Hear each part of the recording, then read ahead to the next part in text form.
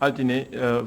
tolloog benn fan ci warakat ji gàmmaatum ju nekk ñeent téeméer ak ñeent fukk ak ñett sa gàddaay ga mbokk yi daleen ak jàmm si xibaar yi mag gi li ci gën a fës kàddu njiitu réew mi président Macky Sall si juróom-ñaari loolu bi nga xam ne moom lañu jagleel jàmm ak kaaraange si dendu Afrique ñu bee ko si réewum Sénégal nag waaye si tolluwaay boo xam te ne bii mbas mi daal nay wulliwaat si gox yu feccanti ko war nag njiitu réew mi président Macky Sall soññee si ni ñu war a joxante loxo ba xeex li nga xam ne moo di mbas mi jamono joojee tamit taxawaay bi war ngir sàmm kaaraange askan wi nekk loo xam ne yitteel na njiiti réew yi nga xam ne teew nañu foofee si réewum Sénégal it li nga xam ne moo jëm si taxawaayu mbas mi parce que daan nañ ci dafa taxaw seetlu si ñetteelu tolluwaay bi ak li nga xam te ne bii moo di melaw wu yees rek li nga xam ne noonu la mel di Omicron dinañ ci daal di teewal li nga xam te ne bii moo di seen taxawaay ñu ne ñu ngay def ba kéem kattan ba peek li nga xam ne moo di tawat joojee ak tolluwaayam si réewum Sénégal sa réewum Gambie moom ni kii démb la ñu daal di amal li nga xam ne moo di palum njiiti réew daal nay fës nag ne Adama Barrow moom moo fa daal di jël ndam la si juróom fukk ak ñett si waat yi nga xam ne ñoo woote si téeméer boo jël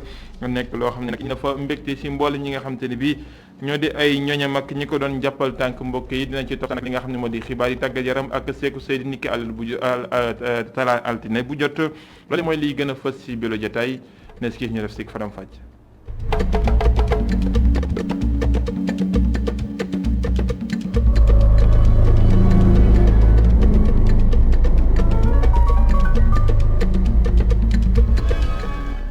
juróom-ñaareelu forum bi jëm si wàllum jàmm ak kaaraange si dendu Afrique dañ koy amal nag di juróom-ñaareel bi yoon ñu daal di koy amal si Diamniadio teewaay njiitu réew yu feccantikoo di ñetti dëkk yoo xam ne teew nañu fi waaye tamit si taxawaay njiitu réew bu Sénégal président Macky Sall suñu wax si jàmm ji nga xam te ne bii war na ci gox yu feccantikoo si dendu Afrique ak li nga xam ne moo di way fëpp yi xëy di way def ay musiba ak mbelengaan li nga xam ne moo si war ne taxawaay waaye jamono ji nag moom li boppam ñëpp mooy mbasum coronavirus joxante loxo war na kàddu njiitu leen président Macky Sall ñu teewlu ko ak Babacar Seck. La situation s'améliore par endroits. donte ne tolluwaay jàngoro yu coronavirus gi mu ngi tane ci yenn pàcc ci àdduna bi waaye variant bu bees bi daal di génn ci réew yu bëri daf ñuy fàttali ne virus baa ngi fi ba tey te war nañoo bàyyi xel bu baax a baax ne Covid-19 jógeegu fi thème bi nga xam ne moom la ñuy waxtaanee dafa war a tax ba ñu gën a mën a bàyyi xel bu baax a baax liggéey bi ñu war a def ngir mën a xeex li nga xam ne moom mooy Covid bi faw rek. ñu daal di boole suñuy doole ngir mën a xeex ñaari crise yi nga xam ne moom la ñuy jànkuwanteel mooy bi jëm ci wàllum paj mi ak bi jëm ci wàllum koom-koom bi nga xam ne fekk na beneen boo xam ne Afrique mu ngi koy jànkuwanteel mooy bi nga xam ne dafa jëm ci wàllum coppiteg alam yi ak attaque terroriste yi nga xam ne naka noonu it coup d'état yi nga xam ne ñu ngi ko fiy nemmeeku foofu la urgence bi dëgg daal di nekk ci réew yooyu nga xam ne jamono jii daanaka dara desatu fa loolee bu ñu ci jugul réew yooyu seen bopp daañu nasax faw rek ñu bàyyi di tiital ñi nga xam ne ñoo di askan wi ñu continuer di sàmmonteeg li nga xam ne moom mooy geste barrière yi di wëyit di dem di ñàkku ji te bàyyi tiital gi ñuy tiital askan wi jëm ci yenn mbir yoo xam ne daanaka amaguñ ci benn maîtrise ni ko organisation mondiale de la santé daal di fësalee isolé ab réew boo xam ne dafa nemmeeku beneen xeetu variant bu coronavirus donte ne fësal na ay résultats yu mu am loolee xeetu boddi konte lay nduróol te gëw ma ne dina indi ay saafara ci jafe-jafe yi gëm naa ne sax day tax ba yeneen réew yi dañuy ragal a publier li nga xam ne moom mooy seeni résultat investigation foofee la danger bi dëgg daal di nekk pandémie bi nga xam ne dal na ci sunu réew yi daf ñu war a boole ba ñu daal di xool wutandoo solution benn waaye waruñu ci profité ngir di indi ak xaajaloo diggante réew yu am doole yi ak réew yi nga xam ne dañoo néew doole. Aussi contre-productif. jaajëfal ko Pam Madiakhate Sarr mi doon tekki kàddu njiitu réew président Macky Sall di wat si mbas mi melokaan wu yees yi nga xam ne moo di Omicron daan nañ koy gis si ay bés yi si réewum Sénégal maakanum jëlañ jor wàllum wérgu yaram daan nañuy taxaw bu baax a baax si li nga xam te ni bi moo di jalte yi nga xam ne war na ko juwaan ñuy soññee bu baax ñi nga xam ne ñoo di askan wi si mboolem li nga xam te ne bi moo di li ñuy def ba mën a fegu buñ sukkandikoo si ki nga xam ne moo di jëwriñ ji nga xam ne moom lañu moo toftalu si ki jiite wérgu yaram di Marie Khemesse Ngom docteur Marie Khemesse Ngom daan nay fàttaliwaat bu baax nag li nga xam ne mooy taxawaay maakanum jëwriñ jor wàllum wérgu yaram si wàllu wu ni mel ay kàddoom ñu teewlu ko ak ki nga xam ne moo di Moussa Mané. beneen variant mooy ne virus bi delta jógewu fi noonu de ci àdduna bi mais dañ jékki-jékki rek beneen variant bu ñuy wax Omicron daal di feeñ bi mu feeñee nag altine bii passé bu ngeen ñëwoon dafay mel ni altine bii passé la Omicron génn Sénégal parce que presque suñu réunion yëpp dañ ko ci tegoon parce que ñun dañuy suivre à travers tout le monde entier li nga xam ne moo xew ci yeneen dëkk yi à travers l'Organisation mondiale de la santé ba tax na bi ñu Omicron am na ñu ne am na lu duggati gis nañ ko gisuñu ko ci laboratoire yi nañu fagaru bi nag mooy ne dañuy wax ne nañu renforcer système de surveillance ba nga xamante ne sax ñu ngi doon def ay notes yoo xamante ne pour dugg Sénégal di nga wane sa passe sanitaire naa si dellu si mooy wane ne nit ki ñàkku na waxuma rek benn ñàkk de bu nekkee Johnson & Johnson benn ñàkk mais bu nee Sinopharm bu dee Pfizer bu dee AstraZeneca tant que ñaari ñàkk yi matu ñaari doses yi lu ñu defal passe sanitaire donc ñun Omicron ñun fii Sénégal man nee naa dañu jàpp ne am na gravité ci naka pas si ne mu ngi joxe ay cas grave loolu tamit ay recherche ñu ngi koy xool waxuñu ne également mu ngi rey ci mooy ne comme la waay bi dafa gaaw ñu ngi si ñetti cas ak ni ñuy dëkkee ak ni dugg bee génn bi demee fii ci àddina bi jàpp nañ ne bu bëree torop dana dem ci ñi nga xamante ne dañoo am comorbidité mooy dañoo am feebar yoo xam ne dañoo dëkkaaleeg moom ay feebar yu dërkiis dina dem ci ñi nga xam ne dañoo màggat nag du ma wax ne feebar la waaye wax dëgg yàlla bëri la feebar yu mu àndal mais également dina dem ci ñi nga xamante ne dañuy wax li ñuy wax ay couches vulnérables. docteur Marie Khemesse Ngom dellusiwaat si Omicron bi di loo xam ne nag Institut Pasteur ñoom it sëgg nañ ci bu baax ginnaaw bi nga xam ne gis nañ ñetti cas yi si réewum Sénégal ñaari foofu Institut Pasteur lañ leen gisee benn bi URSF ñoom ñu ne daan nañuy def lu ni mel jamono ji ñu ngay def fii jéego ba di fekk lépp loo xam ni moo di xeetu wàllante gi waaye tamit wax li nga xamante ne bi moo di dayo bekk niñ ci war mën a feggoo ba mu gën a mucc ayib buñ sukkandikoo si Amadou Alpha Sall mi nga xam ne mooy administrateur bu kër googu nga xam ne moo di Institut Pasteur si ndajale yi nga xam ne amal nañ ko tey ji ñu del si waat si ak Mame Seynabou Ba.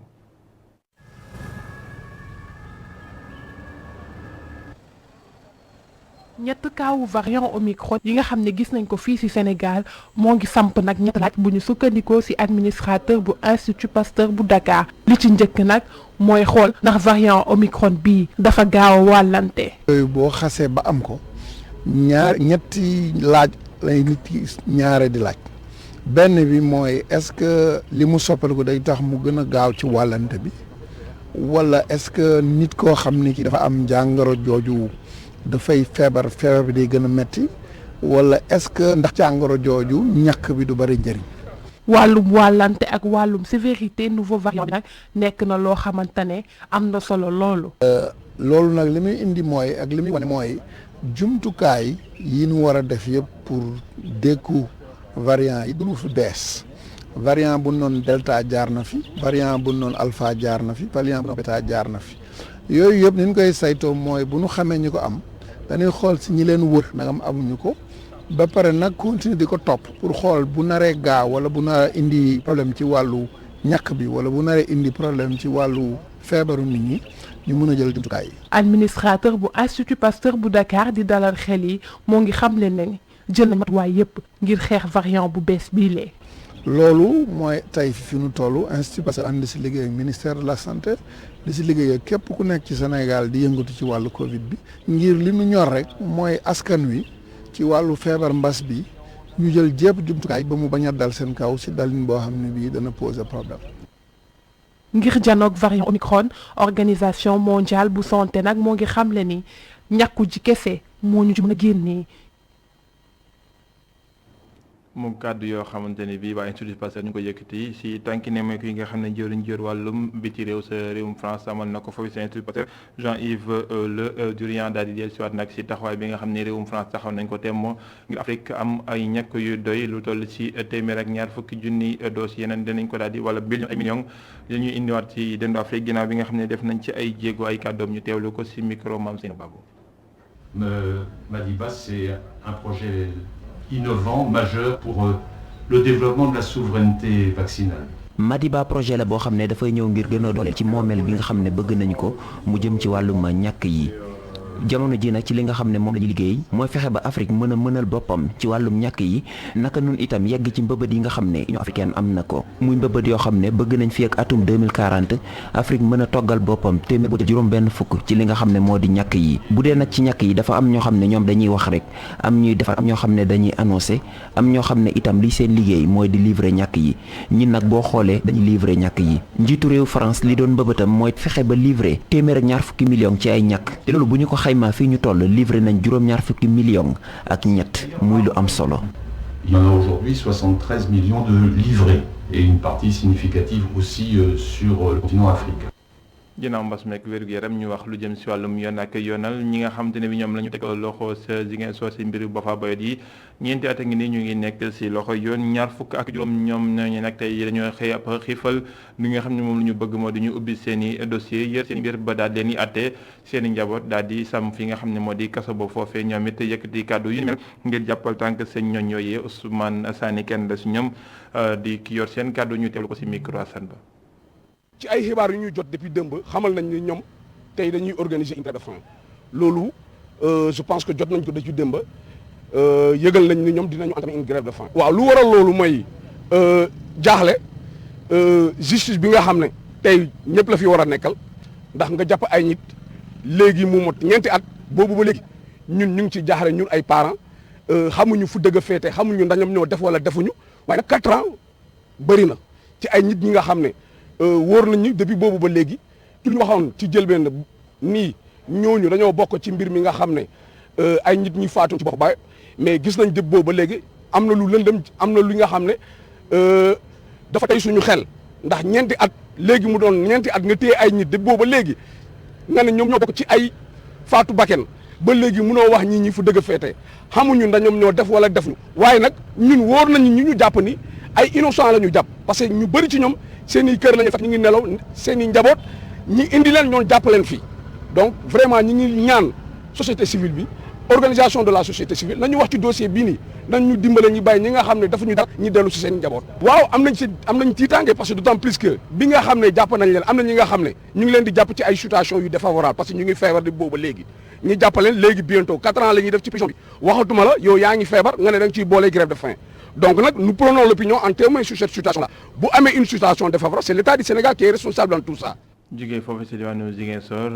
lay xewoon sa Boffa Bayotte dellusiwaat si Ndakaaru wax lu jëm si wàllum politique waaj tayu polum gox yi Benno Bokk Yaakaar nag daan nañuy samp seen mbër si Ndakaaru ni ki démb si ab lang gu yaatu goo xamante ne bi Abdoulaye Diouf Sarr tax na di force si moom ngir mu dellusiwaat si li nga xam ne moom la ne moom lay naal ngir buñ ko tegee si bopp Ndakaaru mu liggéey ko fi ngir taxawaay yu gën a ñoŋ si askan wàllu wér gu yaram wàllum tàggatu yaram waaye tamit wàllum nekkin wu gën a ñoŋ administration bi bokk na si li nga xamante ni bii daan na koy fësal ni ki démb seen meeting boobee nga xam ne sa lañ ko doon sampee di loo xam ne fekke woon nañu ko Moussa Mané ak Mafal Fall.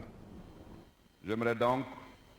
saluer tous les Sénégalais. ci programme bi mu présenté militants yi Abdoulaye Diouf Sarr candidat coalition Benno Bokk Yaakaar ci mairie Ndakaaru xam na ni bis buñ ko falee dina amal at bu jot li mu tuddee grande conférence territoriale ak 19 communes yi. bu ngeen ñu fale danañu def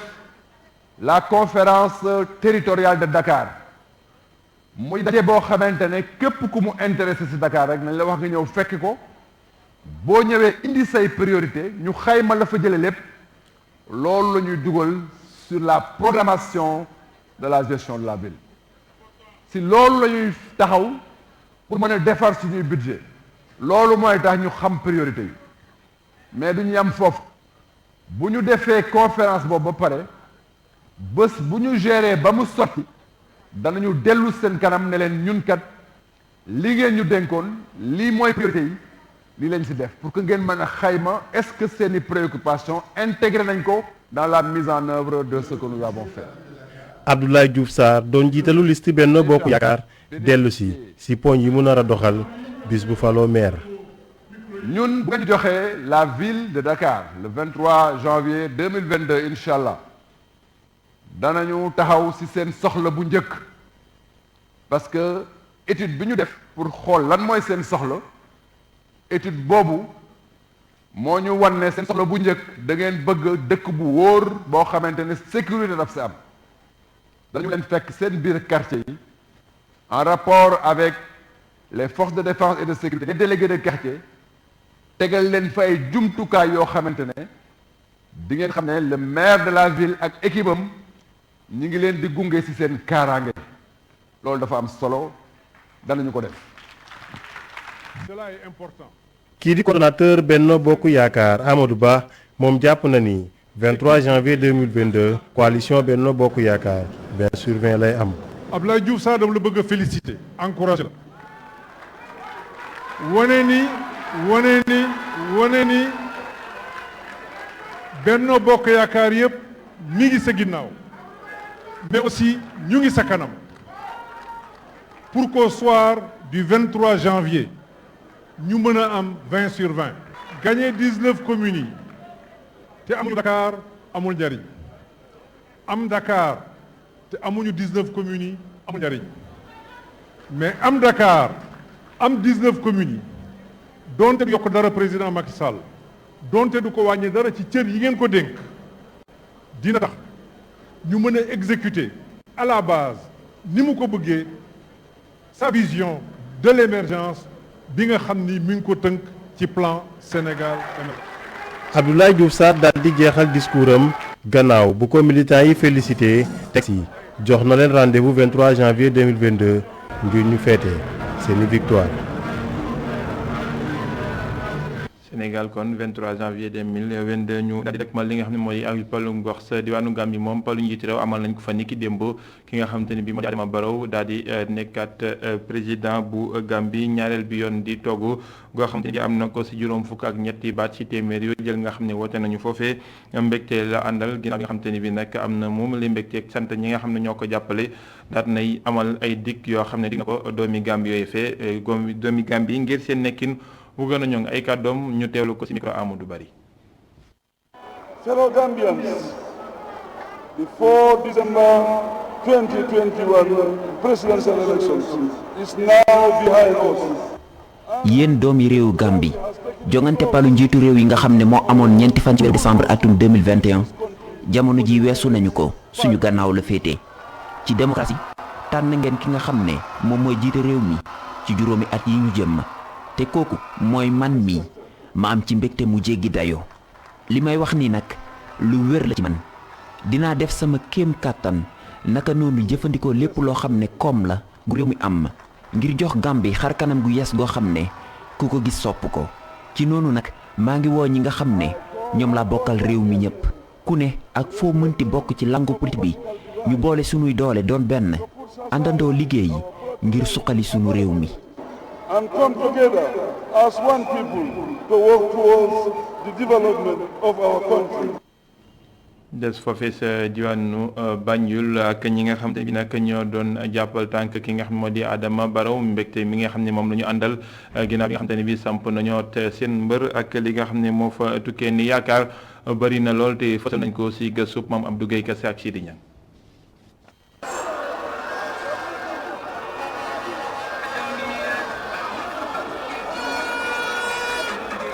Adama Barrow daanaka fu nit tollu turam lu doon dégg ci mbedd yu Banjul gannaaw bu juróom-ñeenti waxtu ci guddi jotee ñi nga xamante ni ñoom ñooy ay partisans am daal di wàcc ci mbedd mi daal di fësal li nga xamante ni moom mooy seen mbégte ay oto ki moto di klaxonné ay sifflement vuvuzela itam ñu mën ko nemmeeku naka noonu ay yuuxu wante itam ay fecc.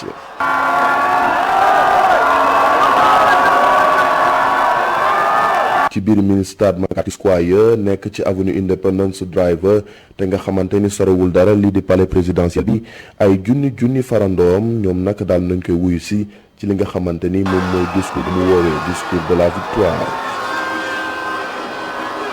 Jean-Baptiste Diouf ak Bakary Camara ñoom nag dañoo bëgg loolu seen mbégte mile foo ko nag rek weesu na ko ndax nga xamante ni seen leader am na ko bettu leen benn yoon wante nag ñoo ngi koy woo mu daal di gestu ñi nga xamante ni ñoom lay ndaw ñi wante itam askan wi yépp te nga xamante ni fal nañ ko ci anam bu rafet. Adama Barrow nañu andil projet rek ñuy yuut si maire yi paa yi mu dimbale gaay waaw marché bi dañ si dee sona moto tam dañuy sona waaw nañu dimbale rek waaw dimbale maire yi ak paa yi ak jaaxay ak booy waaw rek Gambia dem kanam. sant yàlla rek di gërëm suñu borom yal leen di am façon élection yi yomba façon ni élection yi am ne dafa yomba élection bi dafa yomba pollution benn xuloo amut def nañ ko si jàmm lii am na si jàmm yal na nga yaakaar di am li si Gambia. si réew mi fii daal mu dimbale yut si isul yu projet isul yu compagnie métier yoo xam ne liggéey dina bari si dëkk bi waaw doo dégg soo déggee mu dem kanam fekkal liggéey ba nekk si dëkk bi yur si am na liggéey loolu daal la ñu war a dimbali fu mu nekk nii. ci biir stade bi Fadiane moom moo ngi taxaw ci espace bi nga xamante ni moom la ñu réserver lii di presse bi moom nag jàpp ni ki nga xamante ni moom mooy locataire bu State House moom moo gën ci Gambien yi moom activiste bi li mu gis mooy que ni Adama Barrow nitu jàmm la ki nga xamante ni day déglu Gambien yëpp. moom tey tuddoon na fi turi ñooñu waaye ñooñu mere nañ ko ni lim leen gagné ñooñu suñ boolee liñ am yëpp sax du tax ñu raw ko kii nit ñaa ko bugga because yàlla moo ko def si nit ñi kii dafa am lu ma defal soo gisee man ma ko supporté man activiste laa ndaw laa mu defal ma dara dellool si ma suma ay doomi réew si biir dëkk bi ma yuuxu mu dégg suma yuuxu jàppale ma si loolu moo tax tey man lu ma mun dama koo defal président bi suma bakkeen laa si tegoon te yàlla def na lu génn ñun yàlla rek lañ góom jeex na Gambia si kaw si kanam one Gambia one people one nation Gambia dem si kanam. gannaaw bañ ko tabbee ci anam bu rafet ki nga xamante ni moom mooy Adama Barrow moom nag liggéey bi moo ngi koy xaar ñii di askan wi ñoo ngi koy xaar ci mu daal di dëggal promesse yi nga xamante ni defale ko ci biir campagne bi.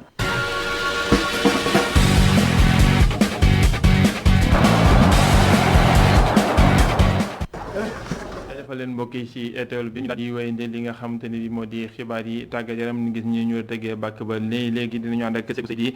li nga xam ne moom la ñu koy doore di wàllum làmb ginnaaw bi nga xamante ni bi nag coow am na démb ci jàppante bi amoon ci janop Siteu ak Papa Sow jënd ci gaañu ginnaaw am na nu boo xam ne doon nañ ko ci booba ba mu tocc loole nag day daal di fàttali ay jàppante yu bëri yoo xam ni saa bu ne dañ koy gis ci làmb jeeg nawetaan yi wala nag askan wi di sàkku ñu ànd ak dal waaye tamit jooyante lu mel am nañu jàpp nañu ne jafe-jafe yi nekk nu askan wi moo ko waral gësum ñaani seeg Pam ma Jaxate Sarr. coow li am ginnaaw combat Siteu ak Papa Sow moom la ndaw yi di waxtaanee ci wetu jaaykatu café Touba bile Papa Toumane Gueye fekkee na yenn ci ñaawteef yi nga xam ne am na ci guddi gi. parce que gis naa ay docteurs yu ñu daaneel ay jigéen yu ñu agressé ay blessé yu bëri démb te état war na jël benn disposition boo xam ne tey bu làmb amee wala football wala dara mu jël ko avant comme on le fait en Europe et partout dans le monde parce que booy ñi ngi bëgg a. waxambaane bi li mu gis démb choqué na ko ba léegi nii moom li mu gisee ne mooy ñàkk gi moo tax ba ndaw ñi di sóobu ci violence bi. violence bi day exercer wu parce que booy ci événement yooyu la ñu mën a am comme football wala lamb wala politique pour mën a génn ci mbedd mi def seen action yu ñu bëgg pour mën a am lu ñu jëndee lu ñu lekk wala lu ñu naan wala lu ñu sol parce que nanguwuñu liggéey parce que état bi day cadré wul booy pour ñu mën liggéey foog liggéey am réew bu amul liggéey rek agression bi day bëri. ca wetam Assane Ndour moom it di ñaawlu ñaawtee fiile moom sax nee na xàmmeetul askanu Sénégal. dafa dem ba bëri ci société bi mi ngi mel na ñun duñu ay jullit quoi. duñ baalante mooy loolu du yoon quoi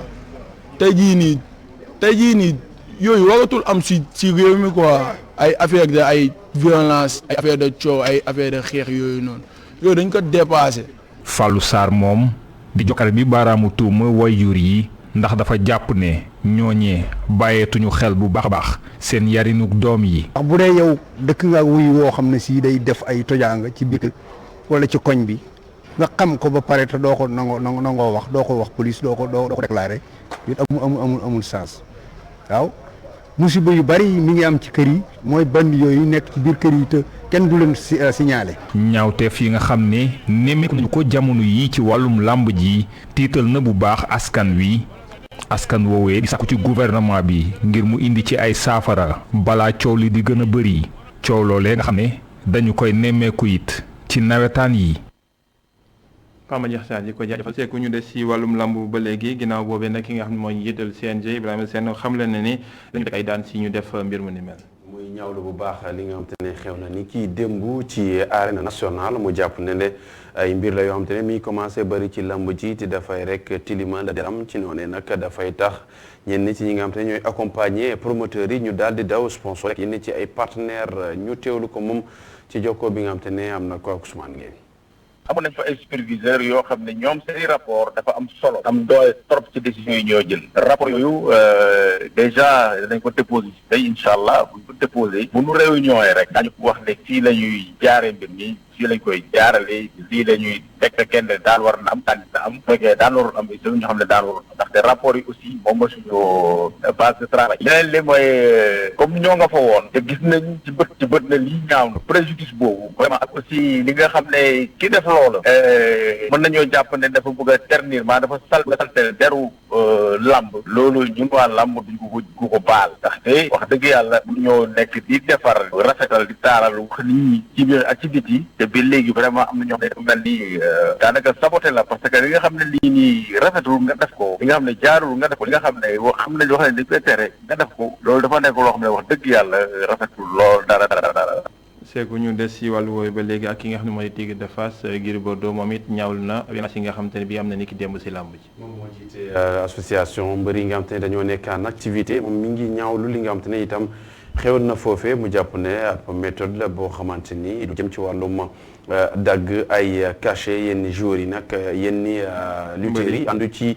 jàpp na ni yenn saay mbër yi ñoom dañ leen di teg loo xamante ne du ñoom ñoo nekk ay responsable direct ñu ànd ceeg moom Gris Bordeaux ci jokko bi mu ànd jokko ak Cheikh Diop. Gris Bordeaux dafa mel ni jàppandeegul dinañ ko daal di teewlu si yeneen jotaayu xibaar yi dafa mel ni CNG tamit doon nañu amal am ndaje si ngoon gi. waaw ni ki tey ñu ngi woon amal ab ndaje ci ndaje boobu nag bi ci génne daañu xam lan la ñuy jël ci ay matuwaay ngir rek li ni mel bañ a amaat ci li nga xamante ne mooy làmb ji loolu nag dinañ ci am ay xibaar yu leer ci kanam tuuti di ab ndaje moo xam ne altine bu jot daañu ko amal ni ki tey nag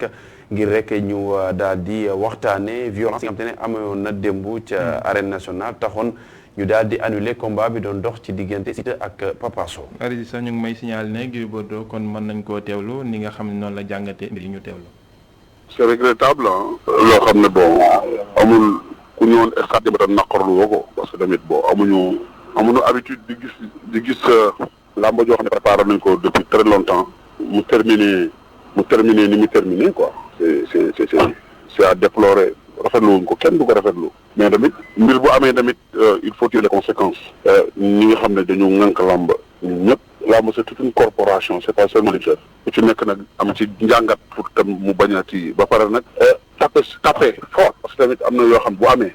les juments sont là il faut sanction mënul ñàkk parce que am loo xam ne bu ñu ko bëggee di ko waxante wala di ko raayante duñu jëm seen CNG nag am nañ habitude fan yi passé am nañ lu ñu génnee loo xam ne tey duñ ci ànd ak ñoom suba ba ki démb Forza Pakala saa yu problème amee ay supporters jël ay chaise sànni ko ñu